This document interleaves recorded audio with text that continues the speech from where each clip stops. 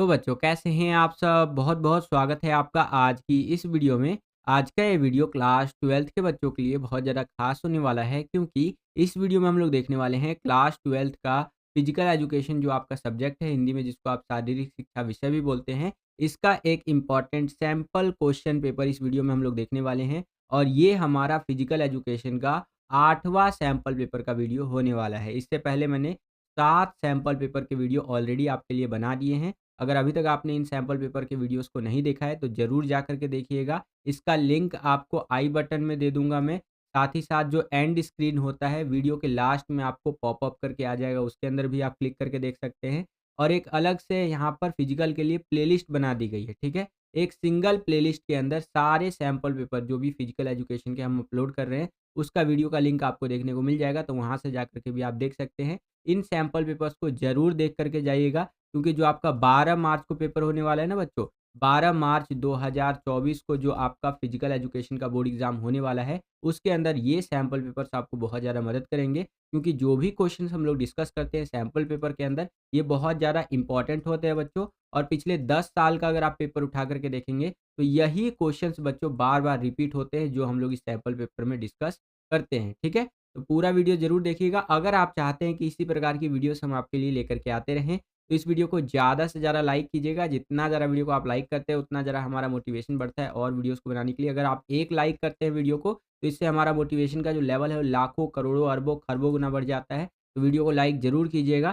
Channel पर अगर आप नए आ गए हैं, विद्यालय स्टडी पॉइंट को अभी तक आपने सब्सक्राइब नहीं किया है, तो सब्सक्राइब कर लीजिए। इसी तरह की वीडियोज़ हम आपके लिए लेकर के आते रहते हैं। जैसे ही आप चैनल को सब्सक्राइब करेंगे, बगल में आपको घंटी या घंटा कुछ भी कह लीजिए, बेल आइकन कह लीजिए देखने को मिलेगा, उसको प्रेस करके ऑल पे क्लिक कर दीजिएगा, जिससे कि जो भी हम नया वीडियो लेकर के आए, उसका नोटिफ़िकेशन सबसे पहले आपके फ़ोन पर आ जाया करे और आपकी जो तैयारी है एग्ज़ाम्स के लिए वो और भी बेहतर से बेहतर तरीके से हो सके। चलिए हम अपने वीडियो को शुरू करते हैं बच्चों। तो क्लास 12th है, हमारा सब्जेक्ट है फिज़िकल एजुकेशन, जिसका सब्जेक्ट कोड रहेगा आपका 048, हिंदी में जिसको आप शारीरिक शिक्षा विषय भी बोलते हैं। फिज़िकल का जो आपका पेपर होगा वो 3 घंटे का होगा। अधिकतम अंक जो रहने वाले हैं वो 70 रहने वाले हैं, ठीक है?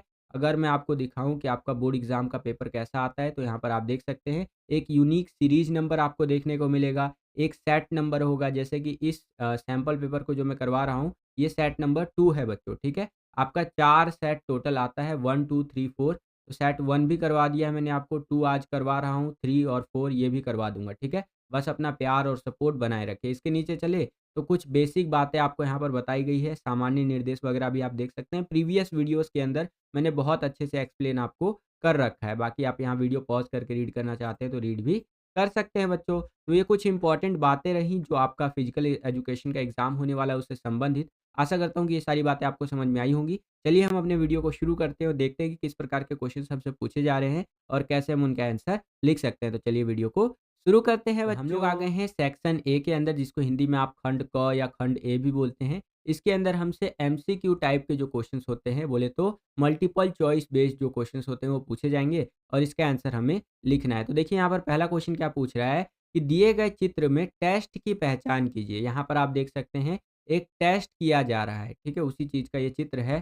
तो आपको बताना है कि ये कौन-सा टेस्ट है, ठीक है? क्या ये प्लेट टेपिंग टेस्ट है या फिर 600 मीटर पैदल चाल टेस्ट है, हार्वर्ड स्टेप टेस्ट है या फिर आर्म कर्ल टेस्ट है। तो ये जो टेस्ट है बच्चों यहाँ पर इस चित्र के अंदर दिखाया जा रहा है, इसे बोला जाता है हार्वर्ड स्टेप टेस्ट, ठीक है? इस टेस्ट को जहाँ तक मैं समझ पाया हूँ मेनली 2-3 कारणों से किया जाता है। पहला, आपका जो नर्व्स होता है ना, वो इसके अंदर जाँचा जाता है इस टेस्ट को करने के बाद। और मेनली आपका जो हार्ट होता है, आपका दिल जो होता है ना, उससे संबंधित होता है ये टेस्ट, ठीक है? बहुत सरल होता है ये, कोई भी व्यक्ति कर सकता है। बस इसमें आपको इस तरह का बेंच वगैरह का ज़रूरत पड़ेगा। अगर ये बेंच नहीं भी है तो एक स्पेसिफ़िक पैमाना दिया गया है, उस पैमाने के हिसाब से जो जीना होता है ना सीढ़ी, वो ज़रूरत पड़ेगा, ठीक है? तो उसके ऊपर आप यहाँ पर वो क्या कहते हैं, दौड़ करके मतलब आगे-पीछे हो करके ये टेस्ट कर सकते हैं, ठीक है? बाकी यूट्यूब पर भी इससे संबंधित आप वीडियो देख सकते हैं और कोशिश करूँगा इससे संबंधित एक लॉन्ग क्वेश्चन लेकर के आऊँ, जिसके अंदर पूरा आपको मैं ये टेस्ट एक्सप्लेन कर दूँ, ठीक है? सेम यही क्वेश्चन आपका इंग्लिश मीडियम में इस तरह से रहेगा, यहाँ पर आप देख सकते हैं identify the test in the given figure, तो आपका हार्वर्ड स्टेप टेस्ट यहाँ पर करेक्ट आंसर हो जाएगा बच्चों। नेक्स्ट क्वेश्चन देखते हैं, यहाँ पर देखिए अगला जो क्वेश्चन है दृष्टिबाधित जो छात्र होते हैं उनके लिए है, लेकिन आप भी देख लीजिए आपके लिए भी इम्पोर्टेंट है कि हार्वर्ड स्टेप टेस्ट को किस सन में विकसित किया गया? ये जो टेस्ट है बच्चों, इसको किस सन में कौन से साल में यहाँ पर विकसित किया गया? तो 1943 1943 यहाँ पर हमारा करेक्ट आंसर हो जाएगा। सेम यही क्वेश्चन इंग्लिश मीडियम में इस तरह से रहेगा कि in which year was the Harvard step test developed? तो 1943 ऑप्शन नंबर जो सी है ये आपका करेक्ट ऑप्शन हो जाएगा बच्चों। इसके नीचे चलते हैं, अगला क्वेश्चन देखिए, किसी भी खेल आयोजन के लिए खेल प्रतिभागी को लंबे समय तक तैयार करना डैश कहलाता है, ठीक है? या खेल प्रतिभा कह लीजिए। देखिए कोई भी गेम होता है उसके लिए जो हम प्लेयर्स को यहाँ पर लंबे समय तक तैयार करते हैं, तो उसको यहाँ पर ट्रेनिंग देना यानी कि प्रशिक्षण देना ये कहलाता है, ठीक है? मान लीजिए कि आपका वॉलीबॉल का कॉम्पिटिशन है, फुटबॉल का कॉम्पिटिशन है, तो आपके कोच क्या करेंगे? आपको लंबे समय तक ट्रेनिंग देंगे, है कि नहीं? उसी को हिंदी में प्रशिक्षण देना कहते हैं। तो सी वाला ऑप्शन आपका करेक्ट आंसर हो जाएगा। यही क्वेश्चन इंग्लिश मीडियम में इस तरह से रहेगा, यहाँ पर आप देख सकते हैं कि preparing sports talent for any sports event for a long time is called training. तो ऑप्शन नंबर जो सी है ये आपका करेक्ट आंसर हो जाएगा। आगे चलते हैं, अगला क्वेश्चन बिल्कुल ध्यान से समझिएगा कि पुष्टि यानी कि फिटनेस कार्यक्रमों को निरंतरता से करना क्या कहलाता है? तो अगर हम पुष्टि यानी कि फिटनेस कार्यक्रमों को निरंतरता से करते हैं, तो ये कहलाता है बच्चों प्रदर्शन, ठीक है? सी वाला ऑप्शन आपका करेक्ट आंसर हो जाएगा। सेम यही क्वेश्चन इंग्लिश मीडियम में इस तरह से रहेगा, यहाँ पर आप देख सकते हैं doing fitness programs continuously is called. तो आपका यहाँ पर ऑप्शन नंबर जो सी है ये करेक्ट आंसर हो जाएगा।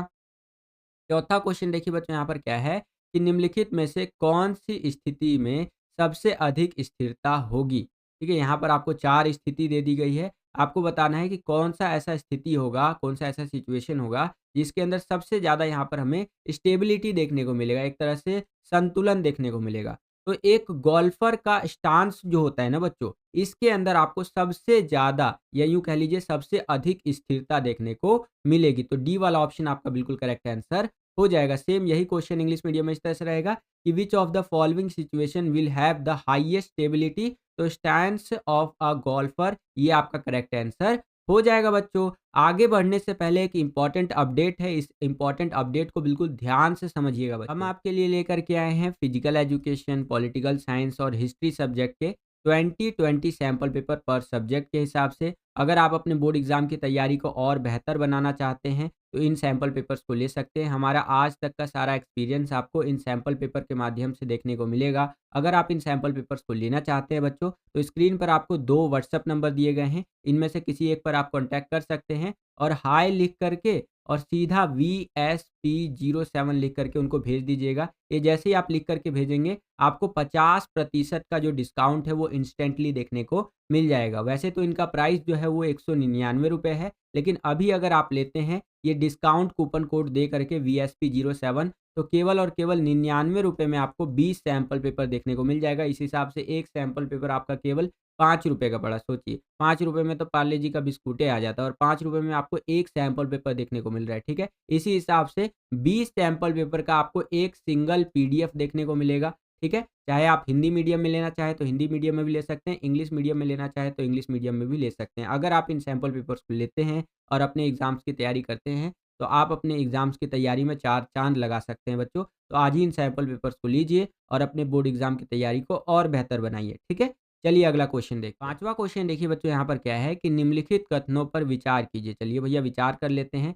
पहला है आपका आइसोकाइनेटिक व्यायाम, आइसो समान और स्काइनेटिक गतिश इन व्यायामों को सन 1968 में जे पेरिन ने बनाया था। बिल्कुल सही बात बोल रहा है। अगला देखिए क्या बोल रहा है कि इन व्यायामों को विशिष्ट निर्मित मशीनों के द्वारा किया जाता है। तो ये भी बात बिल्कुल सही कह रहा है कि भैया ये जो व्यायाम होते हैं ना एक्सरसाइज, इनको अलग तरह की मशीनों के द्वारा ही किया जाता है, ठीक है? अगला स्टेटमेंट देखिए कि इन व्यायामों के द्वारा मांसपेशियों की शक्ति विकसित होती है। जो हमारी मसल्स होती है ना, मसल पावर या मसल स्ट्रेंथ कह लीजिए, वो यहाँ पर डेवलप होती है ये एक्सरसाइज करने के बाद। तो ये भी बात बिल्कुल सही कह रहा है, ठीक है? आगे देखिए क्या कह रहा है कि ज़्यादातर जल क्रीड़ा खेल, स्केटिंग, रस्सी पर चढ़ा नाव चलाना आदि में यह व्यायाम दिखाई पड़ते हैं, ठीक है? यानी कि ज़्यादातर आपका जो स्केटिंग होता है, रस्सी चढ़ना और नाव चलाना हो गया, ऐसी जगहों पर हमें ये व्यायाम दिखाई पड़ते हैं। तो ये स्टेटमेंट भी बिल्कुल सही कह रहा है, ठीक है?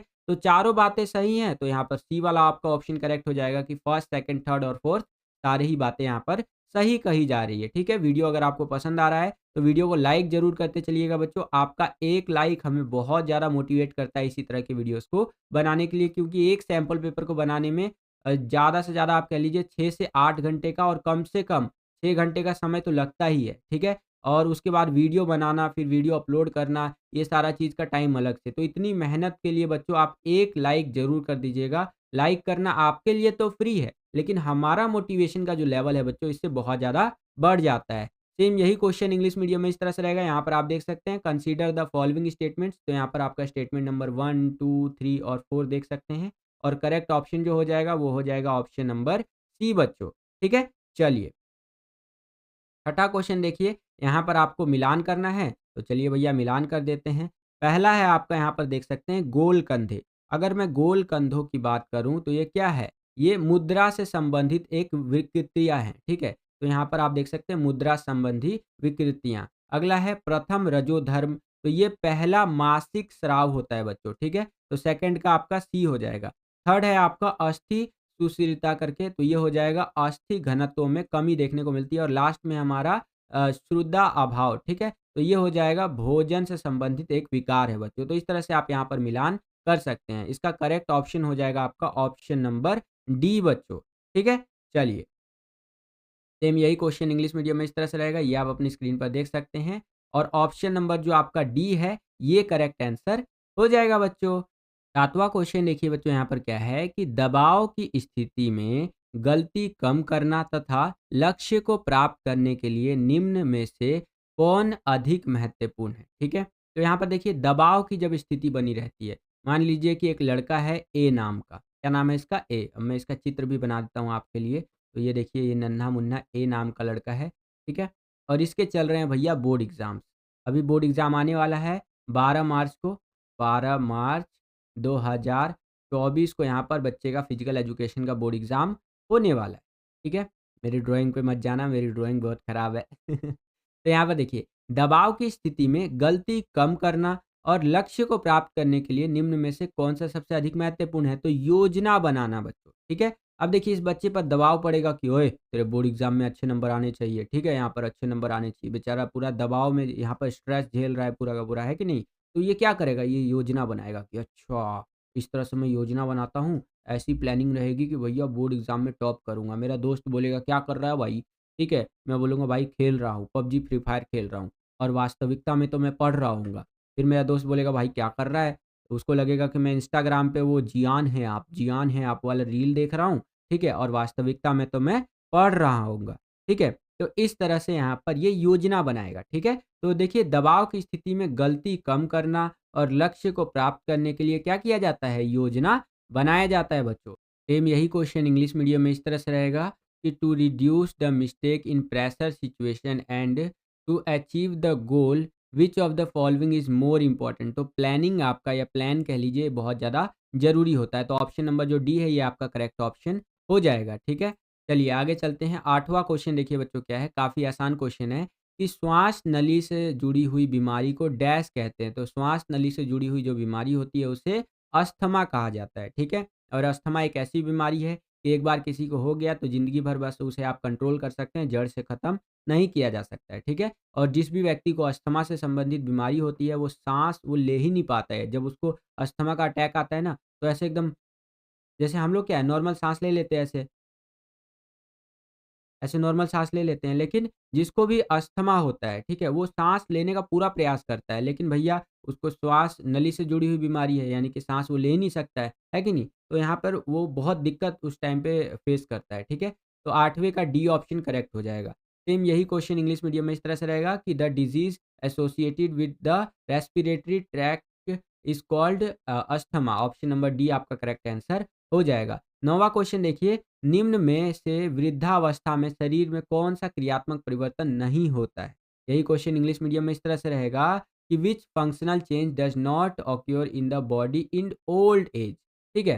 तो यहाँ पर देखिए, आपका जो करेक्ट आंसर हो जाएगा वो हो जाएगा लचक में वृद्धि होना, ठीक है? ये एक क्रियात्मक परिवर्तन नहीं होता है वृद्ध शरीर के अंदर, ठीक है? सेम यही क्वेश्चन इंग्लिश मीडियम में इस तरह से रहेगा। और इंक्रीज्ड फ्लेक्सिबिलिटी, ये आपका करेक्ट ऑप्शन हो जाएगा। आगे चलते हैं। अगला क्वेश्चन देखिए, 10वां क्वेश्चन, ये अभिकथन और कारण वाला है। तो देखिए यहाँ पर अभिकथन क्या कह रहा है कि खेलों में महिलाओं की भागीदारी उन्हें फिट रहने में मदद करती है, ठीक है जी। और बीमारियों की कुछ संभावनाओं को कम करती है, बिल्कुल सही बात बोल रहा है। कारण क्या कह रहा है कि खेलों में भाग लेने वाली महिलाओं के लिए ये शारीरिक लाभ है, ये भी बात बिल्कुल सही कह रहा है। ये लाभ महिलाओं के लिए उतने ही सही है जितने कि उनके पुरुष समकक्षों के लिए, ठीक है? तो इस तरह से ये भी बात बिल्कुल सही कह रहा है। तो यहाँ पर ए वाला ऑप्शन आपका करेक्ट हो जाएगा कि ए और आर दोनों सही है और आर जो है ए की सही व्याख्या है बच्चों, ठीक है? सेम यही क्वेश्चन आपका इंग्लिश मीडियम में इस तरह से रहेगा। यहाँ पर आप देख सकते हैं सेशन दिया गया है कि women's participation in sports help them to stay fit and reduce some changes of disease, ठीक है? सॉरी सम चांसेस होगा यहाँ पर और रीज़न कह रहा है कि these are physical benefit for women participation in sports, these benefits are as true for women as they are for their male counterparts, ठीक है? तो यहाँ पर ए वाला ऑप्शन करेक्ट हो जाएगा कि both A and R correct and R is the correct explanation of A, ठीक है? चलिए 11वां क्वेश्चन देखिए बच्चों यहाँ पर क्या है कि बीएमआई की किस श्रेणी में स्वस्थ वजन आता है, ठीक है? बीएमआई का कौन-सा ऐसा कैटेगरी है जिसके अंतर्गत आप कह सकते हैं कि हाँ, ये एक हेल्दी वेट है हमारा। तो ये हो जाएगा यहाँ पर हमारा 18.5 से लेकर के 24.9 केजी। ये वेट जो होता है ना बच्चों, ये आपका एक हेल्दी वेट की कैटेगरी में आता है अगर हम बीएमआई देखें तो, ठीक है? बीएमआई चार्ट देखेंगे तो गूगल कर लीजिएगा, गूगल पे आपको पूरा बीएमआई चार्ट देखने को मिल जाएगा। जैसे जो भी आपका वेट है ना और जो भी आपका हाइट है, वो एक उसका पैमाना फिक्स कर दिया गया है कि भैया जैसे मैं अपना एग्ज़ाम्पल देता हूँ, मेरा हाइट है आई थिंक 5'4" या 5'8" के आस-पास मेरा हाइट है और मेरा वेट जो होना चाहिए ना, वज़न जो होना चाहिए, वो होना चाहिए आपका मिनिमम यहाँ पर 54-55 किलो से लेकर के 65 किलो ज़्यादा से ज़्यादा मेरा जाना चाहिए। ये मेरा हाइट के अकॉर्डिंग वेट है, ठीक है? तो ये कैसे निकलता है? ये बीएमआई के थ्रू निकलता है। अब बीएमआई निकालना मैं आपको सिखा दूँगा 1-2 देखता हूँ 1-2 सैंपल पेपर के अंदर कि कहीं पर वो क्वेश्चन लेकर के आ जाऊँ मैं आपके लिए कि बीएमआई को निकालते कैसे हैं? वैसे मैंने पहले बता भी रखा है आपको, ठीक है? पहले के अगर आप सैंपल पेपर्स देखेंगे तो जहाँ तक मुझे याद है मैंने बता रखा है आपको, लेकिन फिर से बता दूँगा आपको मैं बीएमआई निकालते कैसे हैं। अगर आपको अपना हाइट के अकॉर्डिंग अपना वेट जानना है ना, तो गूगल पे जाकर के आप सर्च कर सकते हैं हाइट एंड वेट चार्ट, तो आ जाएगा वहाँ पर आप देख सकते हैं, ठीक है? सेम यही क्वेश्चन आपका इंग्लिश मीडियम में इस तरह से रहेगा, ये आप अपनी स्क्रीन पर देख सकते हैं कि which category of BMI falls into healthy weight, तो आपका 18.5 से लेकर के 24.9 केजी आपका करेक्ट आंसर हो जाएगा। आगे चलते हैं, अगला क्वेश्चन देखिए, जटिल कार्बोहाइड्रेट पॉलीसैकेराइड्स प्रमुख क्या है? ठीक है, इसमें प्रमुख क्या है? तो इसके अंदर प्रमुख जो है बच्चों वो है ग्लाइकोजन व सेल्युलोज, ठीक है? डी वाला ऑप्शन आपका करेक्ट आंसर हो जाएगा। सेम यही क्वेश्चन इंग्लिश मीडियम में इस तरह से रहेगा कि what is complex carbohydrate polysaccharides major, तो ग्लाइकोजन एंड सेल्युलोज आपका करेक्ट आंसर हो जाएगा बच्चों। आगे चलते हैं, अगला क्वेश्चन देखिए कि वसा में घुलनशील विटामिन नहीं है, कौन-सा ऐसा विटामिन है जो वसा में घुलनशील नहीं होता है बच्चों? तो यहाँ पर आपका जो करेक्ट आंसर हो जाएगा वो होगा ऑप्शन नंबर ए यानी कि विटामिन बी। ये जो विटामिन होता है बच्चों ये वसा में घुलनशील नहीं होता है, ठीक है? चलिए, सेम यही क्वेश्चन इंग्लिश मीडियम में इस तरह से रहेगा, not a fat soluble vitamin, तो विटामिन बी आपका करेक्ट आंसर हो जाएगा। नेक्स्ट क्वेश्चन देखते हैं यहाँ पर 14वां क्वेश्चन क्या है कि निम्न में से कौन-सा गति का प्रकार नहीं है? ठीक है, इंग्लिश मीडियम में इस तरह से रहेगा कि which of the following is not a type of motion. तो यहाँ पर आपका जो स्पीड प्ले है, ठीक है? इंग्लिश मीडियम में देख लीजिए और हिंदी मीडियम में भी यही रहेगा। स्पीड प्ले ये जो होता है बच्चों ये गति का प्रकार नहीं होता है। तो करेक्ट ऑप्शन क्या हो जाएगा? ऑप्शन नंबर ए बच्चों, ठीक है? चलिए 15वां क्वेश्चन देखिए यहाँ पर क्या है हमारा कि ऐसी विधियाँ जिनसे व्यक्ति लगातार व्यायाम कार्यक्रम में भाग लेते हैं डैश कहलाता है। तो ये कहलाता है बच्चों रणनीतियाँ, ठीक है? ये रणनीतियाँ ही होती हैं जिससे कि जो व्यक्ति होते हैं वो लगातार व्यायाम कार्यक्रम जो होते हैं यानी कि एक्सरसाइज के जो प्रोग्राम वगैरह होते हैं उसके अंदर भाग लेता है। सेम यही क्वेश्चन इंग्लिश मीडियम में इस तरह से रहेगा कि the methods by which a person participate in an exercise program continuously are called, तो यहाँ पर आपका स्ट्रैटेजीज़ जो होता है यानी कि रणनीतियाँ करेक्ट आंसर हो जाएगा ऑप्शन नंबर बी बच्चों, ठीक है? चलिए 16वां क्वेश्चन देखिए बच्चों यहाँ पर क्या है कि महिलाओं में ऑस्टियोपोरोसिस होने का क्या कारण है? तो महिलाओं के अंदर जो ऑस्टियोपोरोसिस हो जाता है बच्चों, उसका कारण आप यहाँ पर देख सकते हैं कि हार्मोन संबंधी परिवर्तन अगर होगा महिलाओं के अंदर, तो ऑस्टियोपोरोसिस हो जाएगा। तीव्र व्यायाम अगर करेंगी वो, तो भी हो जाएगा। कम कैलोरीज और कार्बोहाइड्रेट का ग्रहण करना, ये भी हो सकता है, ठीक है? कम कैलोरी होगा ये, ठीक है? कम कैलोरी और कार्बोहाइड्रेट का ग्रहण अगर वो करती हैं, तो भी उनको ऑस्टियोपोरोसिस हो सकता है। तो इस हिसाब से ऑप्शन नंबर जो डी है आपका करेक्ट आंसर हो जाएगा। सेम यही क्वेश्चन इंग्लिश मीडियम में इस तरह से रहेगा, यहाँ पर आप देख सकते हैं। और ऑप्शन नंबर जो डी है, ऑल ऑफ द अबव, ये आपका करेक्ट आंसर हो जाएगा बच्चों, ठीक है? आगे चलते हैं। 17वां क्वेश्चन देखिए बच्चों, यहाँ पर क्या है कि विशेष आवश्यकता वाले बच्चे, जो आपका सीडब्ल्यूएसएन वाले जो बच्चे होते हैं, उनके लिए शारीरिक गतिविधियों से शारीरिक स्वास्थ्य सुधार होता है, ठीक है? जो हम लोग यहाँ पर विशेष आवश्यकता वाले बच्चों का फिजिकल एक्टिविटी करवाते हैं, तो क्या उनका हेल्थ बेनिफिट हमें देखने को मिलता है बच्चों? तो यहाँ पर आप लिख सकते हैं, हड्डियों को मजबूत बनाता है ये चीज़, और अस्थियाँ मजबूत होती हैं। तो ए और बी दोनों सही हो जाएगा आपका, ठीक है? चलिए, सेम यही क्वेश्चन इंग्लिश मीडियम में इस तरह से रहेगा, ये आप अपनी स्क्रीन पर देख सकते हैं कि physical activities for children with special needs, यानी कि सीडब्ल्यूएसएन वाले बच्चे इम्प्रूव फिजिकल हेल्थ। तो क्या-क्या फिजिकल हेल्थ इम्प्रूव होता है उनका? They make the heart strong and bones are strong. तो both and A and B are correct, ठीक है? तो ये आपका यहाँ पर सी वाला ऑप्शन बिल्कुल करेक्ट ऑप्शन हो जाएगा बच्चों। चलिए, अब हम लोग आ गए हैं 18वें क्वेश्चन के अंदर। 18वां क्वेश्चन में हमें मिलान करना है, तो चलिए मिलान कर देते हैं भैया। ठीक है, पहला है आपका रगड़, तो रगड़ का अगर मैं बोलूँ तो ये हो जाएगा कोमल उत्तक की चोट हो जाएगी आपकी। दूसरा है कच्चा अस्थिभंग, तो कच्चा अस्थिभंग जो होता है, ये अस्थि की चोट होती है बच्चों, ठीक है? तीसरा है आपका यहाँ पर कंधे के जोड़ का विस्थापन, तो अगर बात करूँ कंधे के जोड़ का विस्थापन, तो ये जोड़ से संबंधित चोट है। और लास्ट क्या है? पुष्टि में कमी, तो ये हो जाएगा खेल चोट के कारण, ठीक है? या खेल चोट का कारण। तो इस हिसाब से आप मिलान कर सकते हैं। और करेक्ट ऑप्शन की बात करूँ तो हो जाएगा आपका ऑप्शन नंबर सी बच्चों, ये आपका करेक्ट ऑप्शन हो जाएगा। सेम यही क्वेश्चन आपका इंग्लिश मीडियम में इस तरह से रहेगा, ये आप अपनी स्क्रीन पर देख सकते हैं। और ऑप्शन नंबर जो सी है, यहाँ पर आपका करेक्ट आंसर हो जाएगा बच्चों। तो अब हम लोग आ गए हैं सेक्शन बी के अंदर, जिसको हिंदी में आप खंड बी भी बोलते हैं। इसके अंदर हमसे 2-2 नंबर के क्वेश्चंस पूछे जाएँगे, और इसका आंसर हमें 60 से 90 शब्द, यानी कि 60 टू 90 वर्ड्स के अंदर देना है। तो यहाँ पर देखिए सेक्शन बी का पहला क्वेश्चन और इस क्वेश्चन पेपर का 19वां क्वेश्चन क्या पूछ रहा है हमसे कि स्वस्थ भार जो होता है उसको परिभाषित कीजिए तथा स्वस्थ भार की गणना सूत्र भी दीजिए। देखिए आ गया ना बीएमआई वाला क्वेश्चन। अब समझिए इसको। देखिए, स्वस्थ भार या हेल्दी वेट ये क्या होता है? स्वस्थ भार का तात्पर्य व्यक्ति के उस भार से है जिस पर वह बिना किसी बीमारी के भय से स्वस्थ जीवन व्यतीत कर सके, ठीक है? यानी कि हेल्दी वेट एक ऐसा वेट होता है बच्चों, जिसके अंदर ना व्यक्ति आराम से अपना ज़िंदगी बिता सकता है बिना किसी बीमारी के टेंशन के, ठीक है? और यह कितना होता है? यह 18 से लेकर के 25, यहाँ पर 25 बता रखा है, ये 24.9 होगा, ठीक है? बीएमआई के बीच में होता है। और यहाँ पर इसका वेट निकालने का क्या फ़ॉर्मूला होता है? तो बीएमआई का यहाँ पर सूत्र बता रखा है, आपको फ़ॉर्मूला बता रखा है कि शरीर का भार वो आपको लिखना है, और शरीर की लंबाई मीटर में होनी चाहिए, ठीक है? तो इस तरह से यहाँ पर आप निकाल सकते हैं बीएमआई। ओके बच्चों, आशा करता हूँ कि आपको समझ में आया होगा।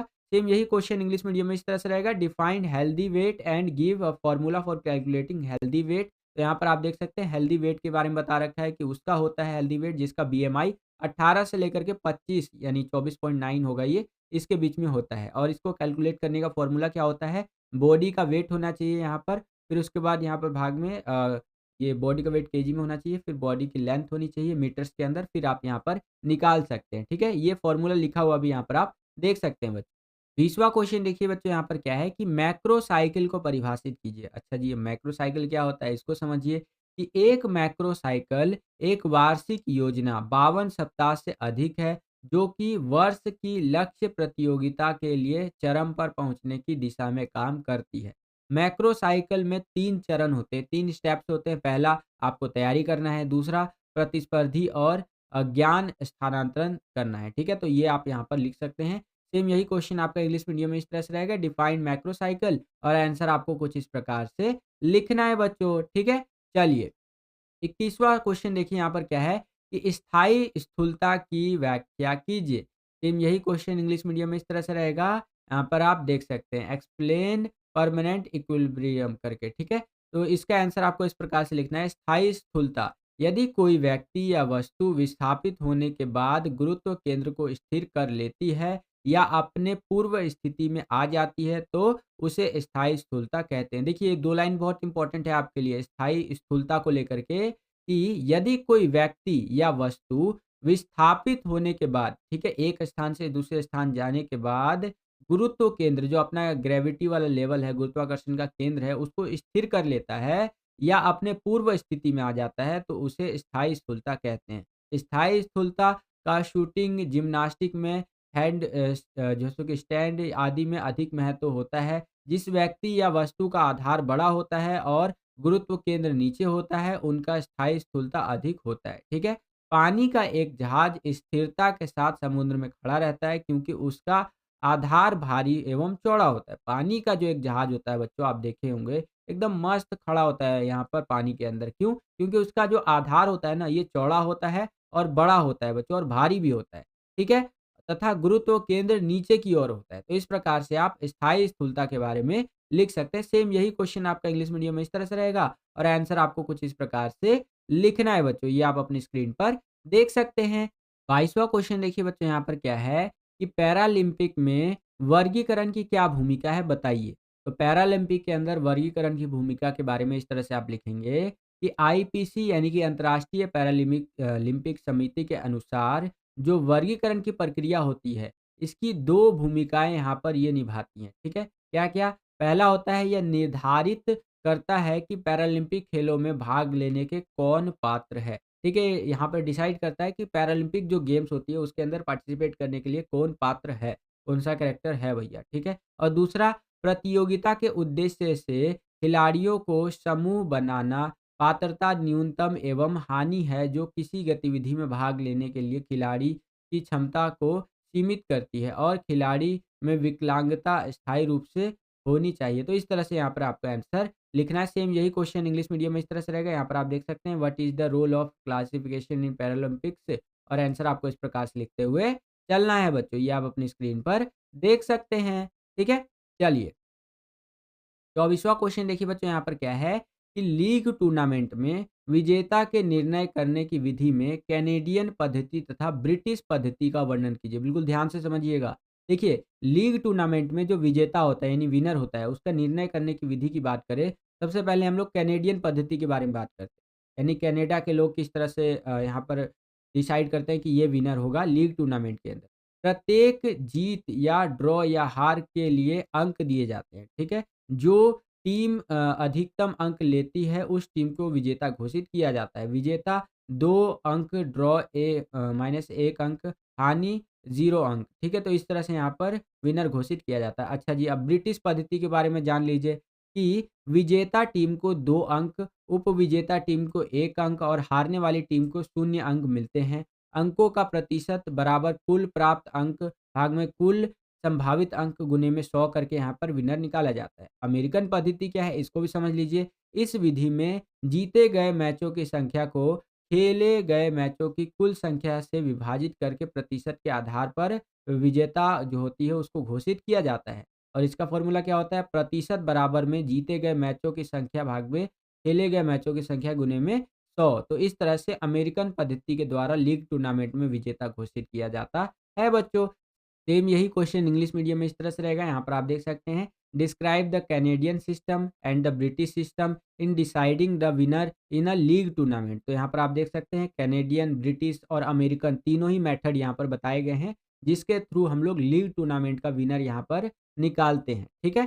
चलिए आगे चलते हैं। 24वां क्वेश्चन देखिए बच्चों, यहाँ पर क्या है कि किन्हीं 4 हड्डी की चोटों का नाम तथा उसका वर्णन कीजिए। ठीक है? तो 2 नंबर का क्वेश्चन है, तो आप इस तरह से लिख सकते हैं हड्डी की चोटों का नाम, जैसे कच्चा अस्थिभंग, बहुखंड अस्थिभंग, अनुप्रस्थ अस्थिभंग, तिरछा अस्थिभंग, पचंडी अस्थिभंग, है कि नहीं? और इनके बारे में लिख देंगे। जैसे कच्चा अस्थिभंग की बात करें तो हड्डियों के नरम होने के कारण बचपन में होता है ये, ठीक है? बहुखंड अस्थिभंग में क्या होता है, 2 से अधिक टुकड़ों में अस्थियाँ जो होती है, हड्डियाँ टूट जाती हैं और समकोण में यहाँ पर टूटी हुई हड्डी देखने को मिलती है अनुप्रस्थ अस्थिभंग के अंदर। तिरछा अस्थिभंग में क्या होता है, विकर्ण में आपका हड्डी टूट जाता है, ठीक है? और पचंडी अस्थिभंग में हड्डियाँ टूटने के पश्चात उनके सिर पर एक में यहाँ पर धँसा होता है, मतलब सिरे जो होते हैं ना एक-दूसरे से धँसे होते हैं उनके अंदर। तो इस तरह से आप आंसर लिख सकते हैं। सेम यही क्वेश्चन बच्चों इंग्लिश मीडियम में इस तरह से रहेगा, यहाँ पर आप देख सकते हैं और आंसर आपको इस प्रकार से लिखते हुए चलना है बच्चों, कि जैसे कि यहाँ पर दिया गया है, name and describe any 4 bone injuries, ठीक है? तो यहाँ पर आप देख सकते हैं। ओके बच्चों? इसके आगे चले तो हमारा आ जाता है सेक्शन सी, जिसको हम लोग करेंगे इसी सैंपल पेपर के पार्ट 2 वाली वीडियो में। आज की इस वीडियो के लिए इतना ही। जैसे इसका पार्ट 2 का वीडियो बन जाएगा, आपको आई बटन में, एंड स्क्रीन में और साथ ही साथ इसी वीडियो के डिस्क्रिप्शन में सेकंड पार्ट का लिंक भी मिल जाएगा। ठीक है बच्चों, आज की इस वीडियो के लिए इतना ही। तो बस बच्चों, यही था आज का ये वीडियो। आशा करता हूँ कि आपको ये वीडियो पसंद आया होगा। अगर आपको ये वीडियो पसंद आया तो ज़्यादा से ज़्यादा इस वीडियो को लाइक कीजिए। जितना ज़्यादा वीडियो को आप लाइक करते हैं, उतना ज़्यादा हमारा मोटिवेशन बढ़ता है और वीडियोज़ को बनाने के लिए। चैनल पर अगर आप नए आ गए हैं, विद्यालय स्टडी पॉइंट को अभी तक आपने सब्सक्राइब नहीं किया है, तो सब्सक्राइब कर लीजिए। इसी तरह की वीडियोज़ हम आपके लिए लेकर के आते रहते हैं। जैसे ही आप चैनल को सब्सक्राइब करेंगे, बगल में आपको बेल का, घंटी या घंटा कुछ भी कह सकते हैं, उसका आइकन देखने को मिलेगा। उसको प्रेस करके ऑल पे क्लिक कर दीजिएगा, जिससे कि जो भी हम नया वीडियो अपलोड करें, उसका नोटिफ़िकेशन सबसे पहले आपके फ़ोन पर आ जाया करे और आपकी जो तैयारी है एग्ज़ाम्स के लिए, वो और भी बेहतर से बेहतर तरीके से हो सके। अपनी तैयारी को नेक्स्ट लेवल पर ले जाने के लिए फिजिकल एजुकेशन के आप 20 सैंपल पेपर्स बाय कर सकते हैं। बाय करने के लिए स्क्रीन पर दिख रहे इस व्हाट्सएप नंबर पे आपको कॉन्टैक्ट करना है और 50% की जो डिस्काउंट कूपन कोड है वो इनको देना है VSP07 और ₹199 का जो सैंपल पेपर है वो केवल आपको ₹99 में देखने को मिल जाएगा। ठीक है बच्चों? तो आज ही इन सैंपल पेपर्स को लीजिए और अपने पेपर्स की तैयारी को, बोर्ड एग्ज़ाम की तैयारी को नेक्स्ट लेवल पर लेकर के जाइए। आज की इस वीडियो के लिए इतना ही। मिलता हूँ आपसे अगली और एक्साइटिंग वीडियो में। तब तक के लिए खुश रहिए, खुश रखिए सभी को। जय हिंद, वंदे मातरम।